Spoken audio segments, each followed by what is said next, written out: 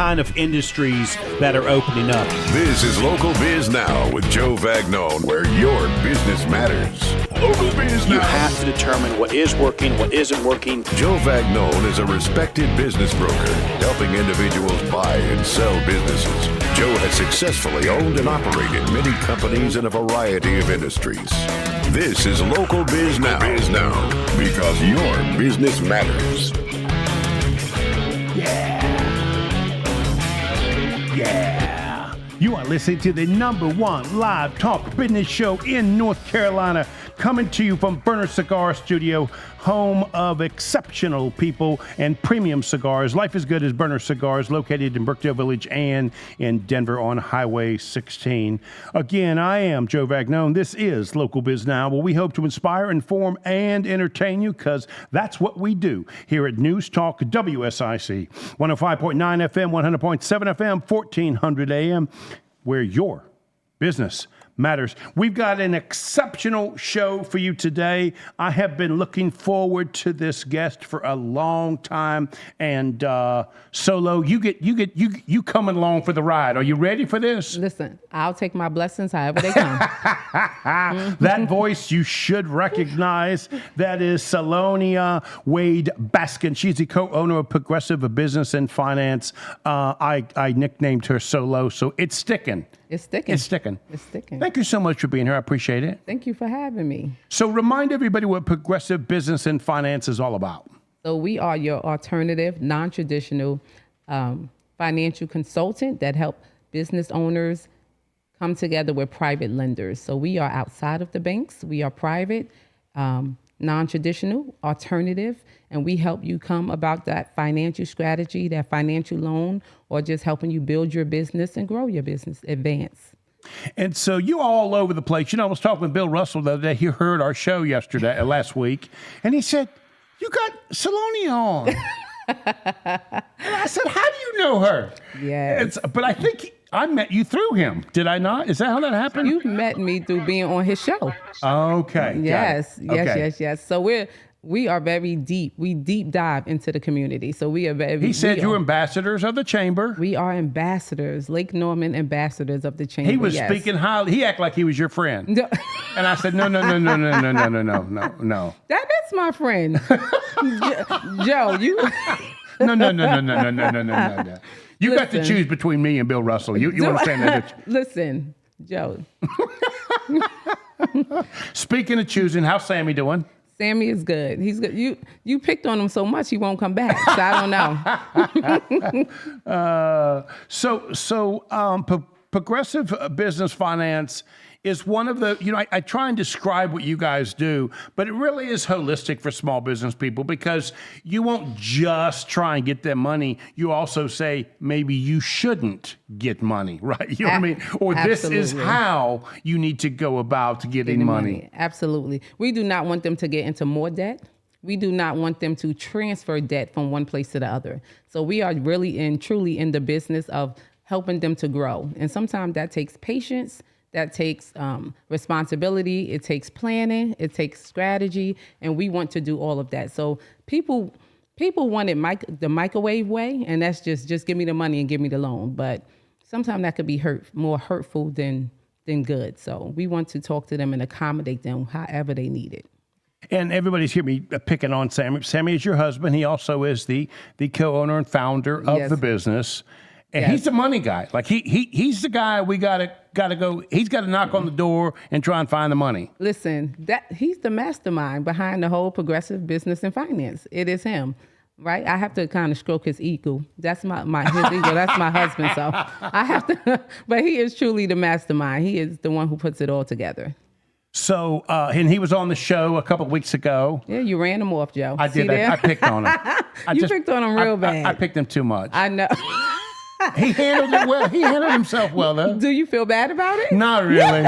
Not really. I mean, I've been doing this show for 12 years. It's live, and believe me, I've got my share of come up, and so you understand.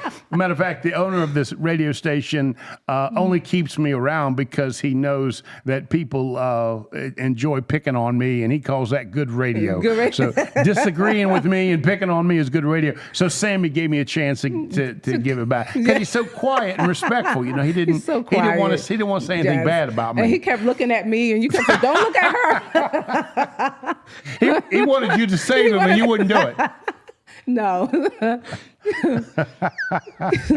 He's a big boy. He can handle it. So you've been a co-host for some time now. I know. It's bittersweet. Next week is my last week. Is it? Is yes. it? Okay. I'm going to miss you guys. So you're supposed to bring something that we're going to talk about every week. Yes. But this week I told you don't do it. Yes. Because I wanted to give more time to our guest that's coming up, right? Oh, yeah. Yes, absolutely. So what are we going to talk about next week? Oh, next week. We're going to talk about the myths and misconceptions that business owners have over borrowing money. Sometimes we come across business owners, they're so frightened to borrow money. But some of the richest, the billionaires, the trillionaires, they have a lot of debt, right? And we want people to understand that if you use your money wisely and responsibly, it could get you really far. It can excel and just propel your business to new depths and higher levels, and it's amazing. But you have to be responsible with it and have a plan.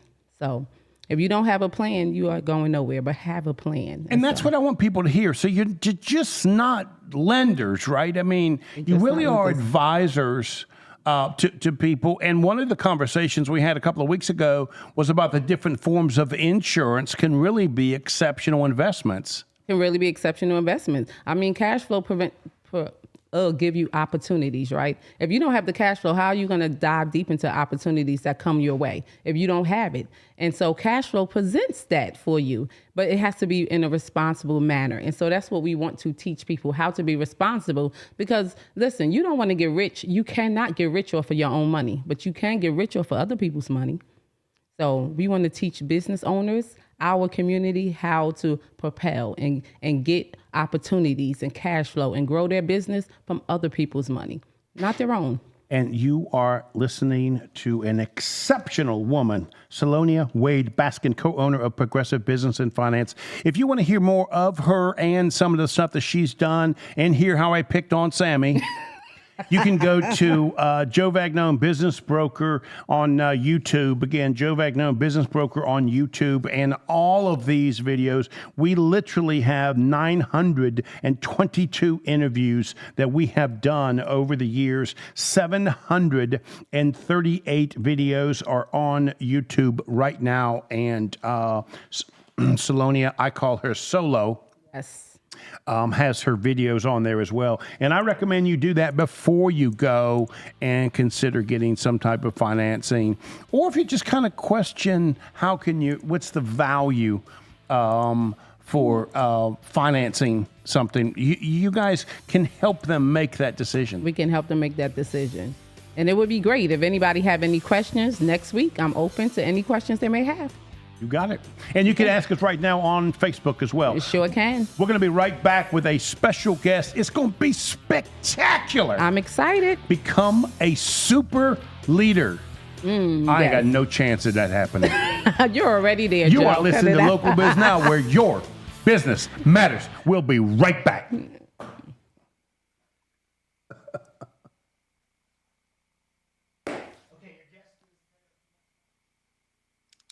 Okay, Gary, you ready? I'm ready. Okay, so JoJo, we got about 2 minutes or so, and then we're going to come back live. About 2.5.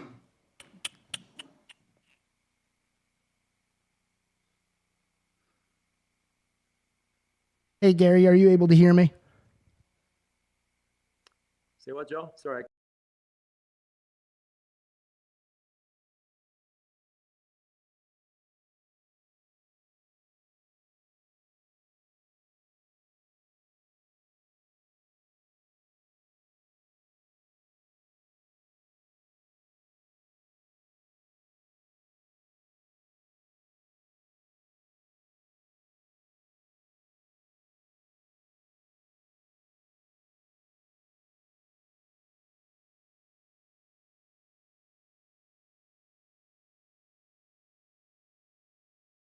and understand the question because you're having a hard time hearing me, I'll be happy to repeat it.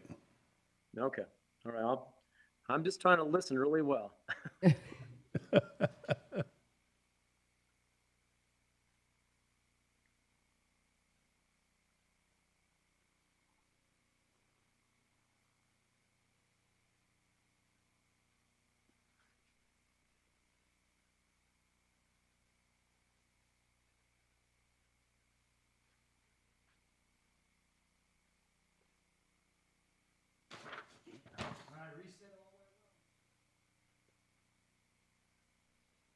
Good with the first segment. Did he? We got exactly 1 minute. 1 1 minute. minute. Okay.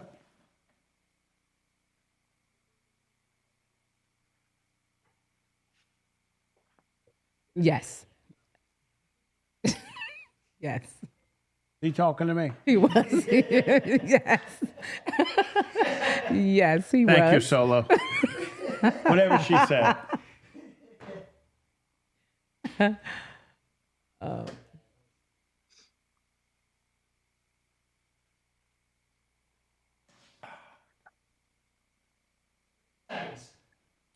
Okay.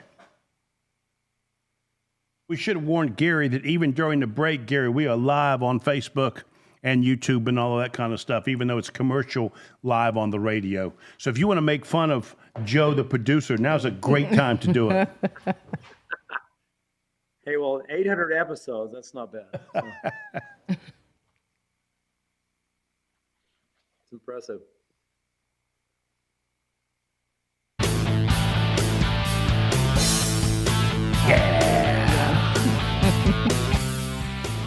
You are listening to the #1 live talk business show in North Carolina, coming to you from Burner Cigar Studio, home of exceptional people and premium cigars, located at Brookdale Village and Denver on Highway 16. We hope to inspire, inform, and entertain you, because that's what we do here at News Talk WSIC, where your business matters. I'm here with my co-host, Salonia Wade Baskin. Salonia, Solo, thank you so much for being here.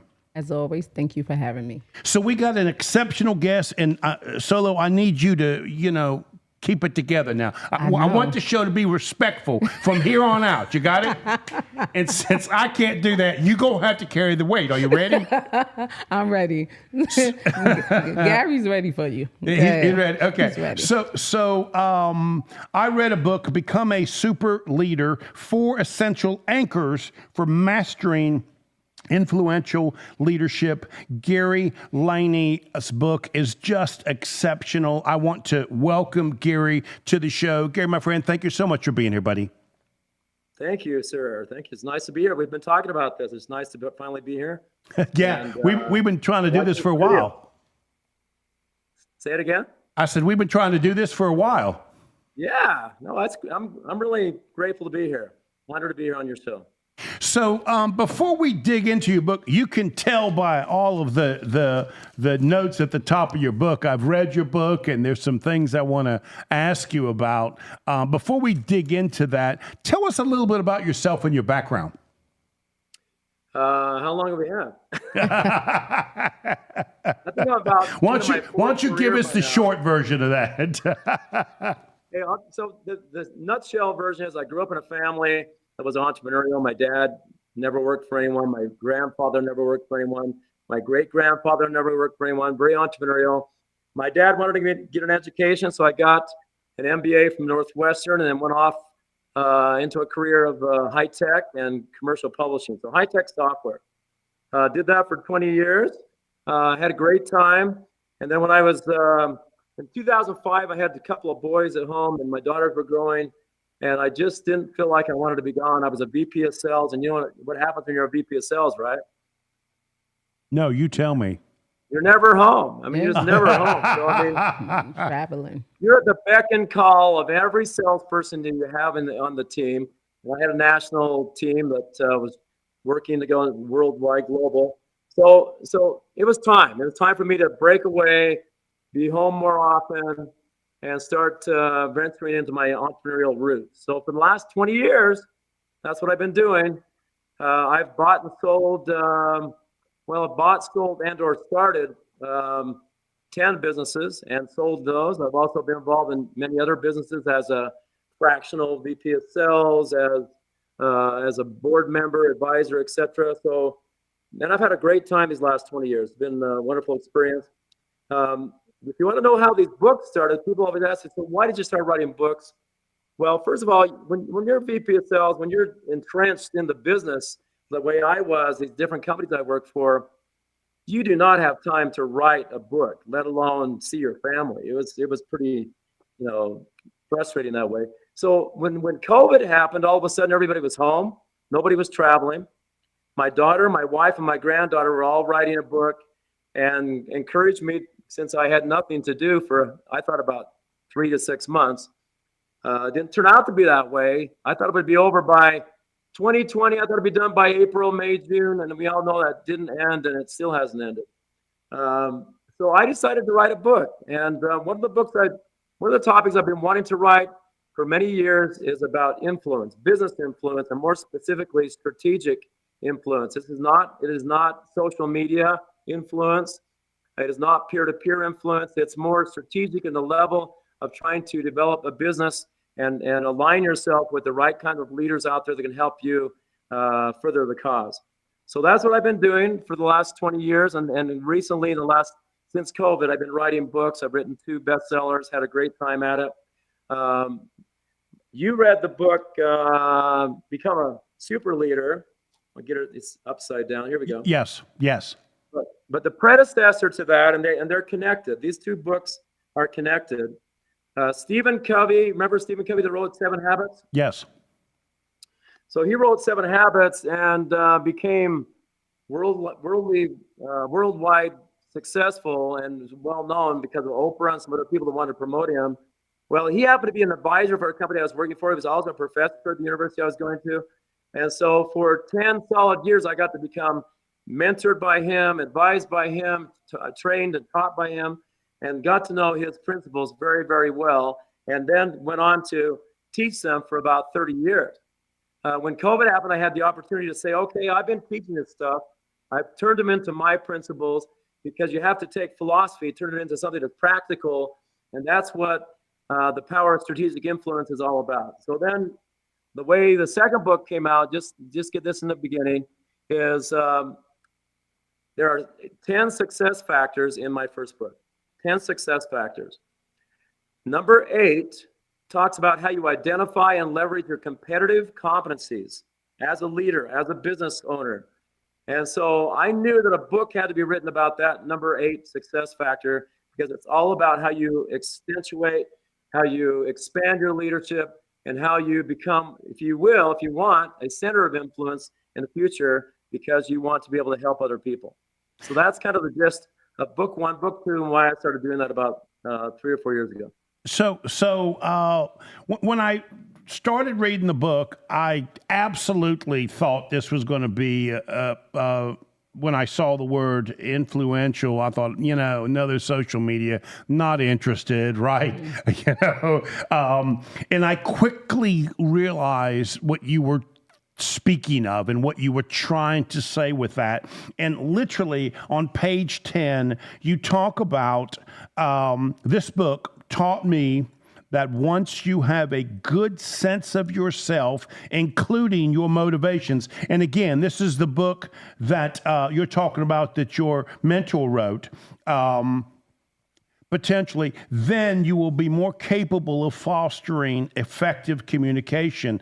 And Stephen wrote that describing this book, and it's sort of, let me see how to say this.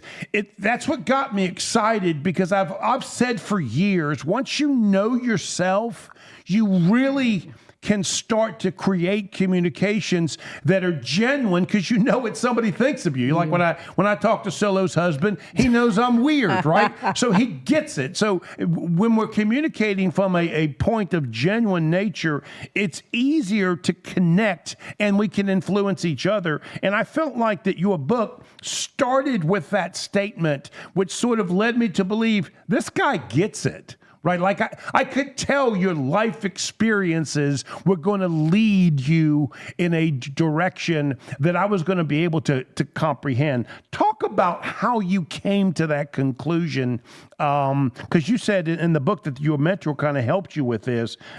Get to know yourself first is sort of the if I can paraphrase, is sort of the core thing that a leader has to do. Talk about that a little bit.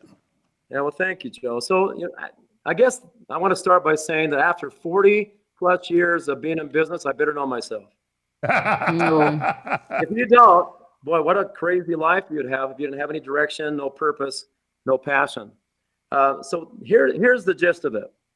Are you a fan of Vince Lombardi? Oh yeah, big time.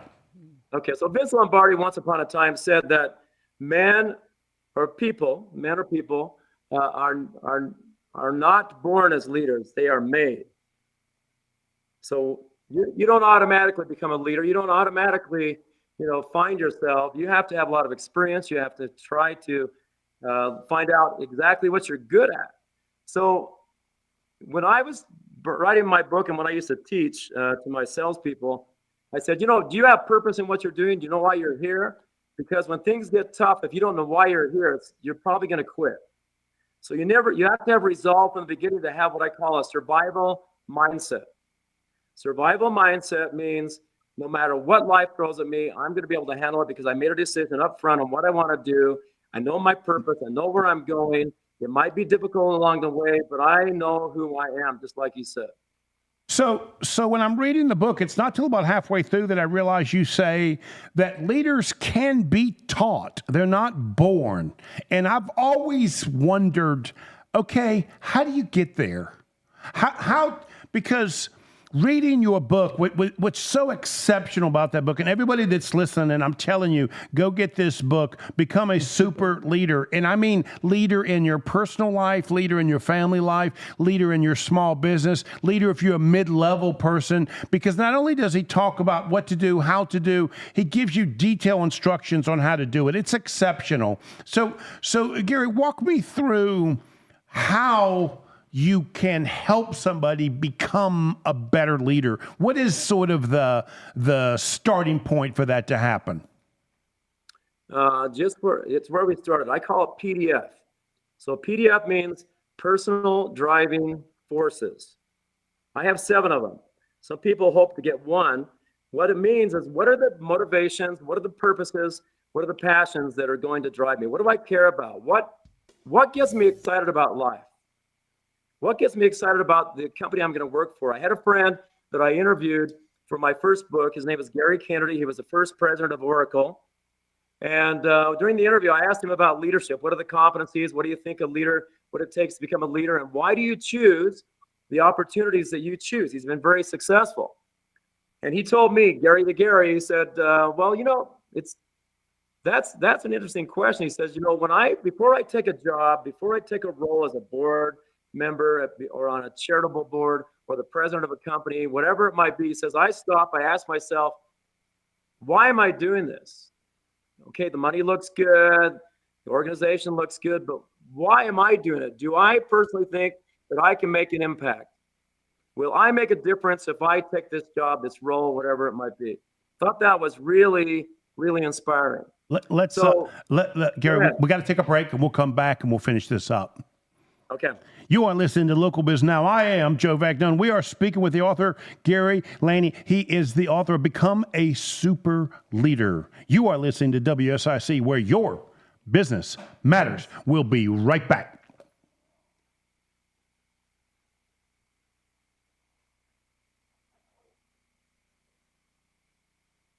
Are we? Because I didn't hear it on the... Okay.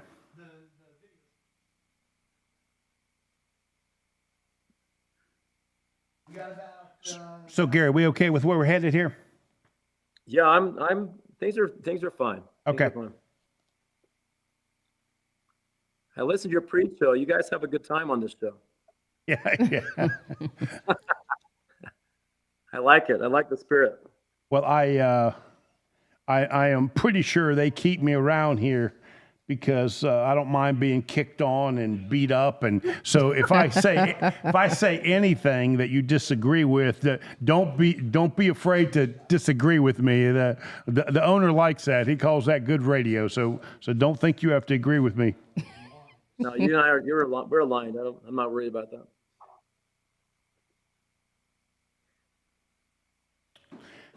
So what I'm trying to do is sort of go through the book and hit some of the statements that I just liked, and then you can take the conversation wherever you want to go with it.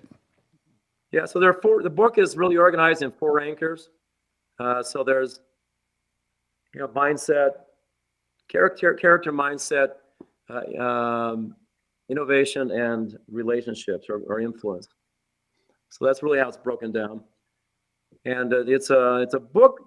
If you read my first book, the very beginning of it talks about a guy that got lost on a venture on a ship that was taken because of a storm to an island where he didn't know anyone, and he had to figure out how to survive. And so that's how you have to learn, what it takes to survive. Because when you have nothing, you just have your skill sets, then you'll learn really quickly just what you're made of.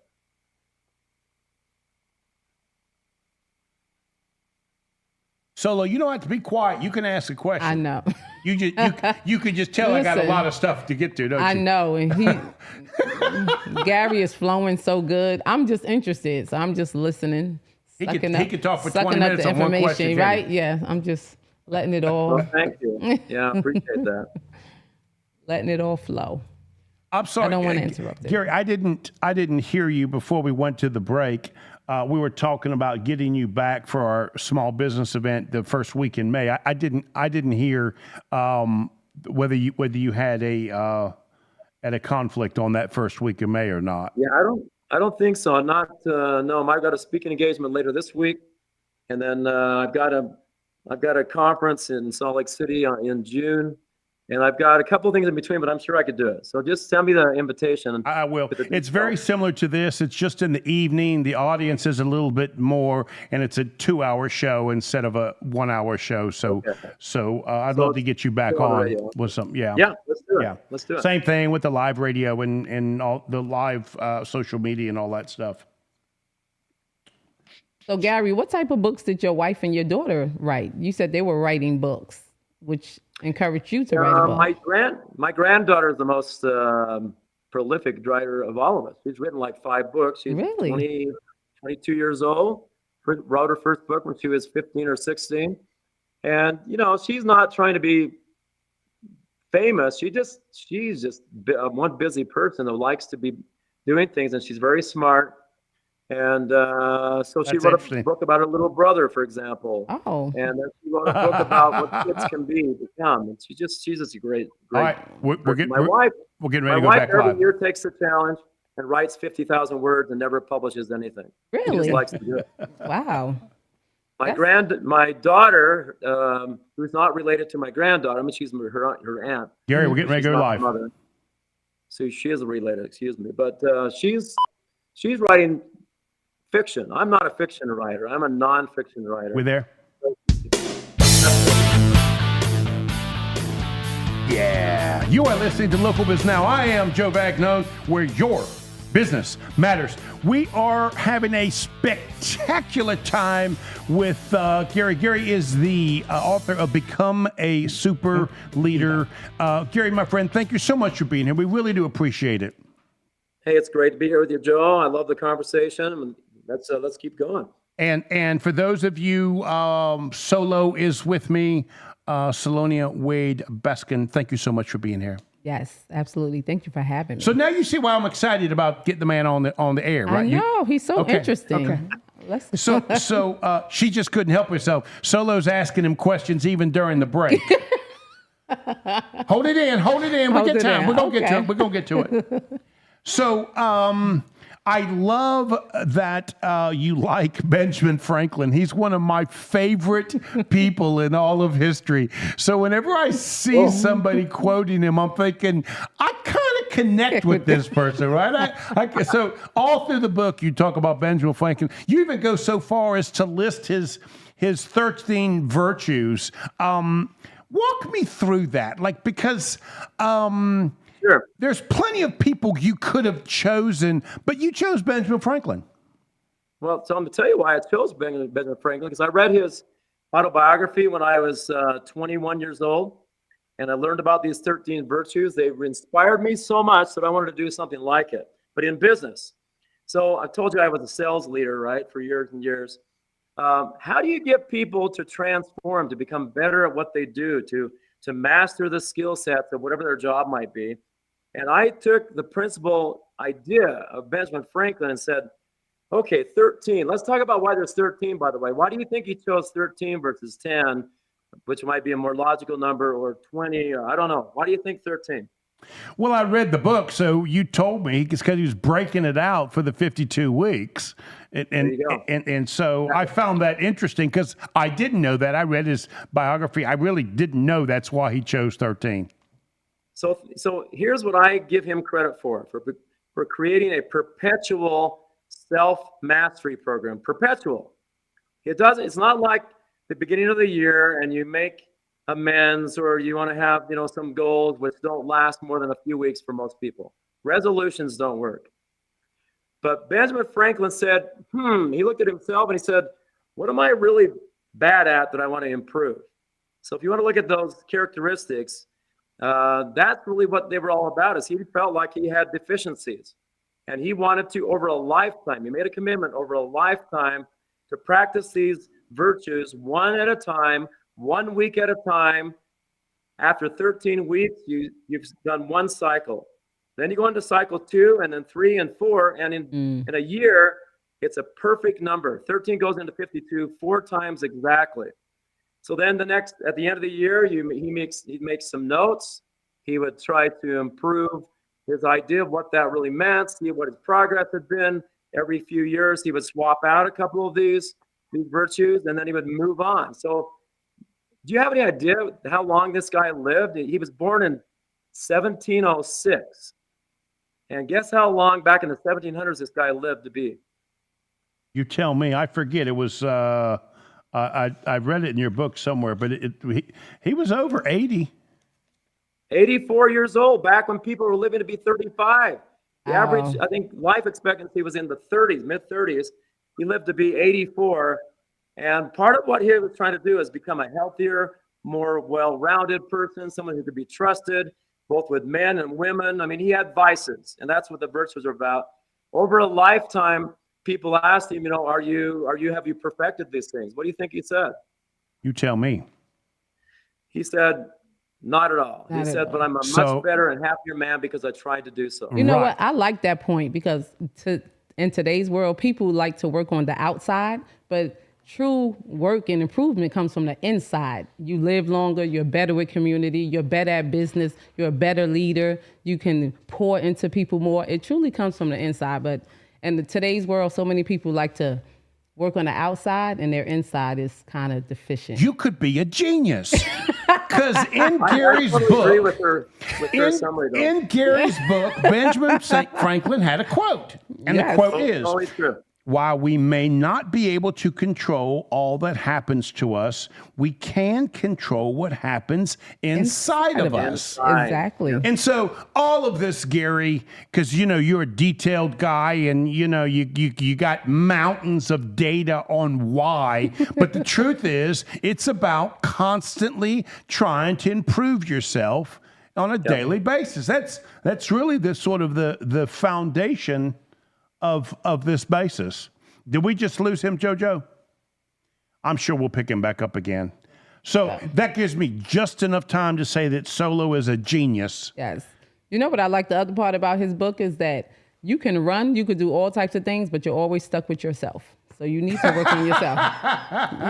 You can move to a new town, you can sell a business, start another business, you can get married again, have more children, but you always have yourself. I'm always Joe. You always have yourself.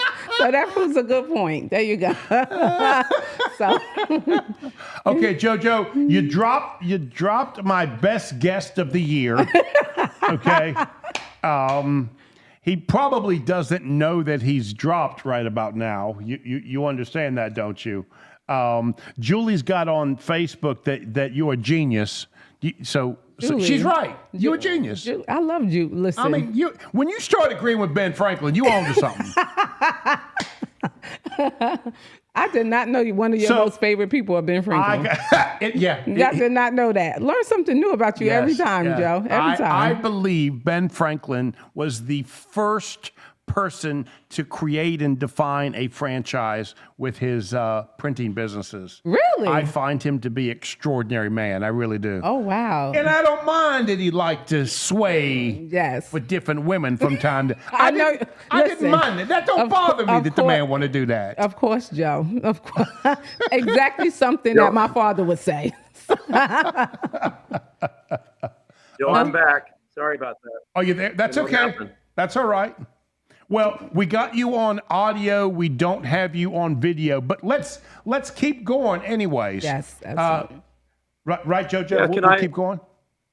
Can I finish what I was getting into? So yes, absolutely. So that's Benjamin Franklin. The reason I chose him is because I'd read his autobiography when I was younger, and through a sales career, I had my salespeople identify 13 things they wanted to improve about their job, about their life, etc. And every week they would focus on one thing and do that over and over and over. I've done it myself throughout my life.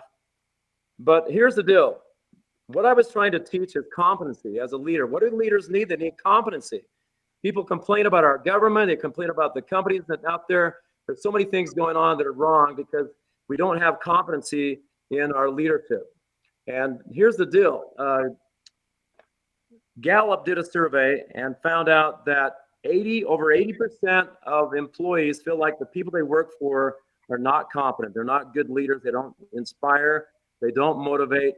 And so they're leaving they're not just leaving their jobs when they had this big resignation. They were leaving their leaders. So it's important to understand what that's all about. Since 2020, I've been surveying leaders. You'll notice on my first book, I had 12 leaders, 6 men, 6 women. The second book had 2 women, 2 men. And I've been asking them questions about leadership. What does it take to get to the height of your career? And they all say, well, you have to have discipline. You have to have integrity. And I said, what do you call those? Well, you call those competencies. So rather than having virtues like Benjamin Franklin, and by the way, some of these competencies can also be virtues, like integrity. That can be a virtue. Humility can be a virtue. And it can also be something important for leaders. So I did a survey to over 1,000 business leaders worldwide and asked them to rank the top competencies they think a leader should have. I came up with a list of 50 plus. I narrowed it down to 13.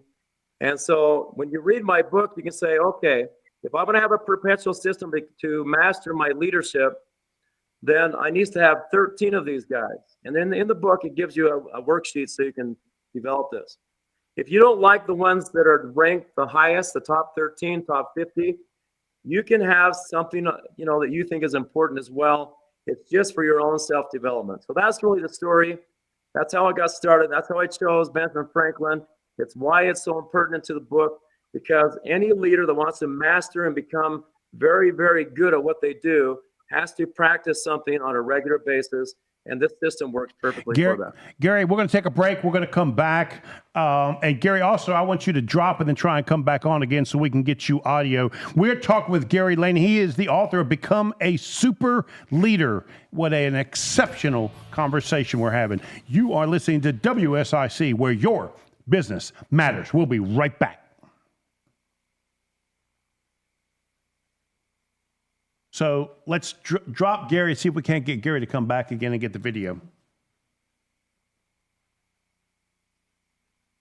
This happens every time I have a guest that I really want to talk with. I mean, Senator Tom Tillis, we get him here on the air, big deal, And then something happens.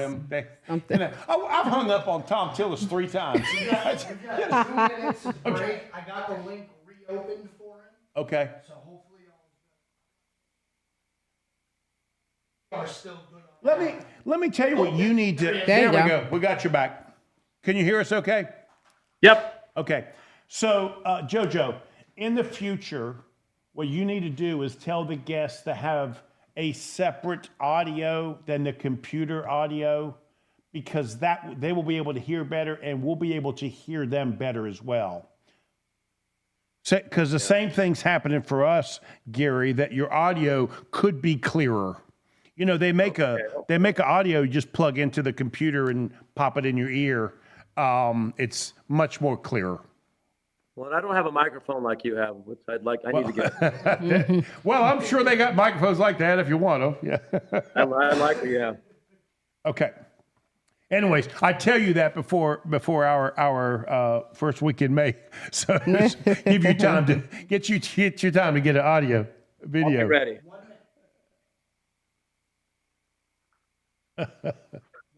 1 minute. Okay. Julie has reminded me that we hang up on Tom Tillis quite often.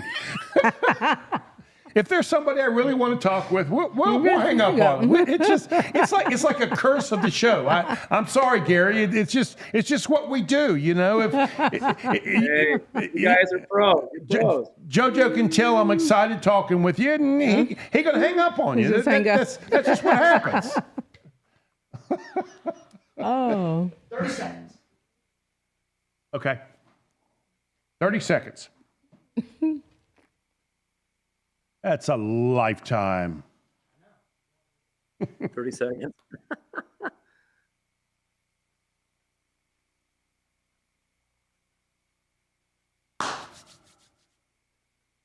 And seconds. I'm not going to have any music? Yeah, you will. Okay.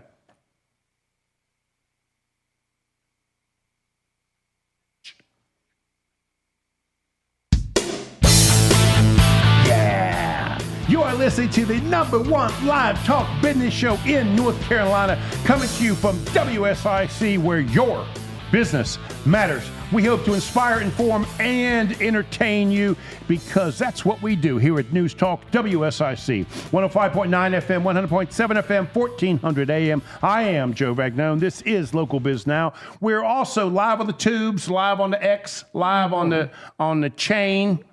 What else are we live on? Live on the book. On the book. And for those of you that don't know Joe's Talk, that is Facebook, YouTube, LinkedIn, and something else JoJo got us on, the book. Facebook as well. The book.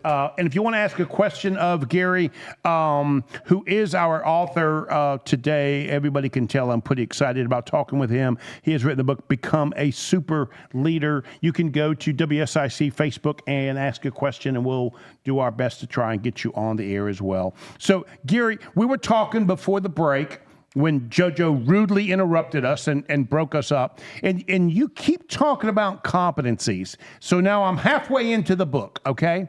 And you've got these breakdowns of these different competencies. And I ran into one, which is you can have high competency and low character. And then you defined it as somebody like a Bertie Madoff, right?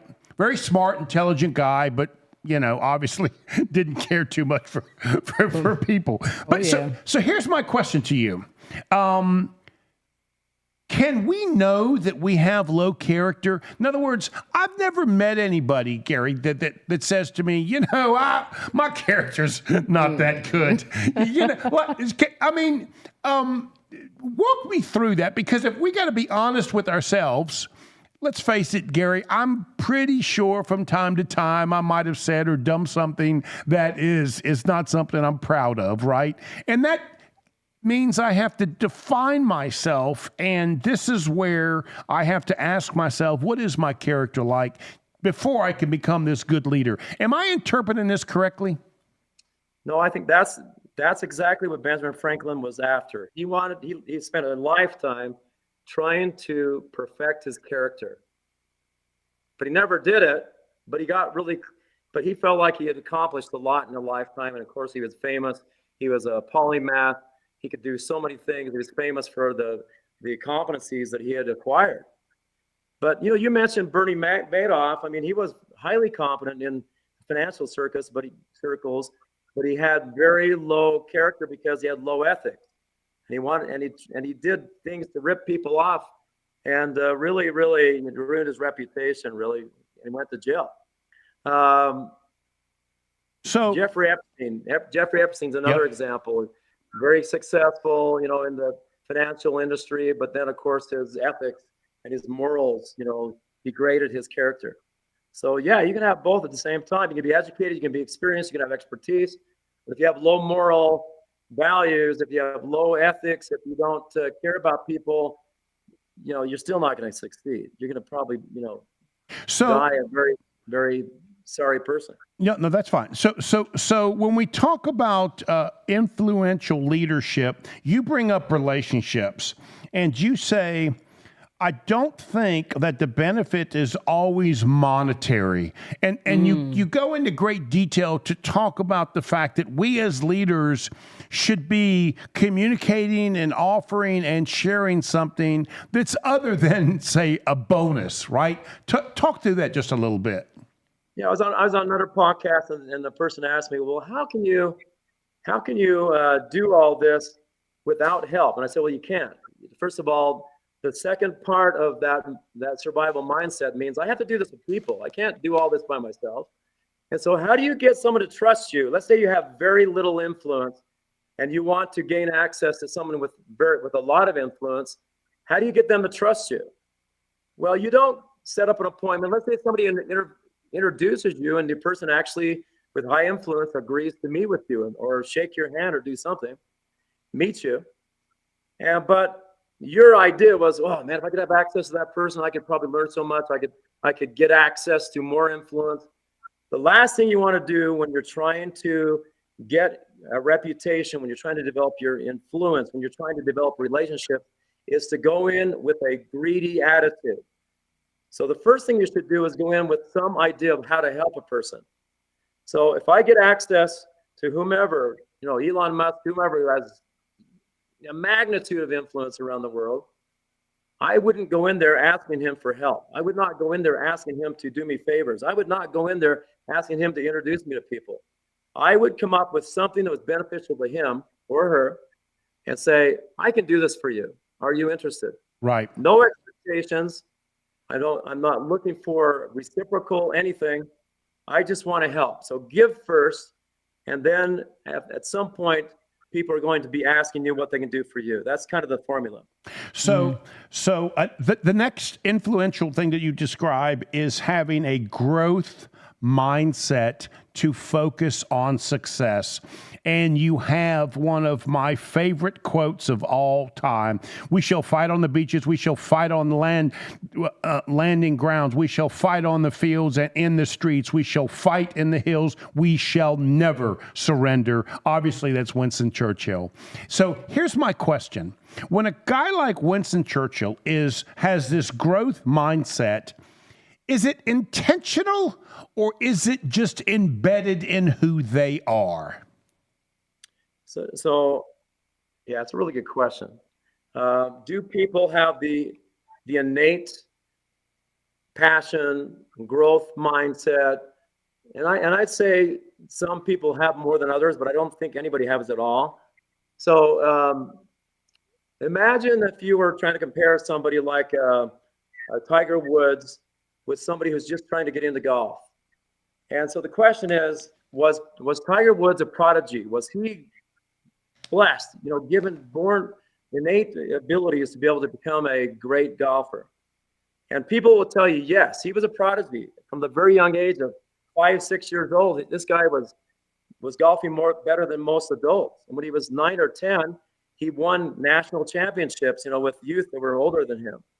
However, you look at other people like Beethoven. I'll just ask you the question: do you think Beethoven was a prodigy? Yeah. Beethoven was not a prodigy. Most people would say yes. Mozart was. Beethoven was not. Beethoven as a young person, that's usually where they start measuring prodigy capability. He had a father that pushed him and drove him, to become a good musician, then a composer. And he wanted him to get tutored by Mozart. Mozart did not accept that invitation. But over a lifetime, and then you know that Beethoven lost his hearing. I don't know how he would compose and do all these things without being able to hear, but he did. And so with passion's a very important ingredient. With hard work, with relentless behavior and habit, he became one of the greatest composers of all time because he had the determination to do it and didn't stop. So I think, that's why I say leaders are made, not born. That's why Vince Lombardi said leaders are not made, leaders are not born, they're made. I just flipped it around because it's really true. Okay, so now let me go to the next thing. You write, no one really wants to grow from pain, but if you're going to go through it, we might as well come out the other side a better person. And I love this statement because we've all been through it, right? And you're saying, let's take this opportunity of pain and create purpose out of that. And talk a little bit about that, because that's not easy, right? We don't want to hear that. And you describe that in great detail in your book. Well, so the examples I like to talk about are Olympic athletes. The Olympic athletes, to become an Olympic athlete to begin with, and to then get on the podium to have a medal, it is not easy. It takes sometimes 10, 15, 20 years to be able to get to that state where you're capable, you're competitive enough, but it took a lot of pain to get there. The growth that those people have to go through means they have to sacrifice almost everything else in their life. I was in 3 sports in college, and I didn't go to the Olympics, but I certainly understood the pain and the effort and what was required, because they used to ask us in high school, you go out and you work out for an hour or two. In college, they'd up the ante. They would ask you to go out and work out for 6 hours. You still had to do homework. You still had to do everything else. You might even have to have a part-time job unless you have a scholarship, but it is a level of commitment that is required up front. Otherwise, it's not going to pay off the way you want it to. So Gary, Gary, we don't have much time, and I got to get to my last question here, okay, which is intuition. And you describe it in great detail, and you call intuition a competitive superpower. But then you go on to describe the fact that this knowledge and vision into the future requires an opened mindset. So, and I've never heard it described that way. So walk me through your interpretation of intuition and how that relates to a leader, because I've always seen that as sort of a superpower for leaders. And just so you know, we've only got a minute left. Well, intuition is something it doesn't just happen automatically, I don't think. But I think you can work at it where you work through problems and solve problems, and you have experience, and people then get a sense of what can be done when something happens. So intuition is you having an idea that might solve a problem, that might get you somewhere faster than if you didn't have it in the first place. And I think it takes experience, hard work, education, and experience with lots of situations, repetitive situations, so you can get to the point where you know for yourself that you could solve a problem, even if you've never had that problem before. Gary, thank you so much. We're talking with Gary Laney. He is the author of Become a Super Leader, the 4 essential anchors for mastering influential leadership. My friend, thank you so much for being on the show. We really do appreciate it, and I can't wait to dig in. As you can tell, I got plenty of more bookmarks to go over your book with, my friend. Thank you so much. Well, you're so kind. Too kind, brother. I appreciate it. Thank you. Thank you so much. I'm here with Salonia Wade Baskin, and you are listening to Local Biz Now, where your business matters. We'll see you next week.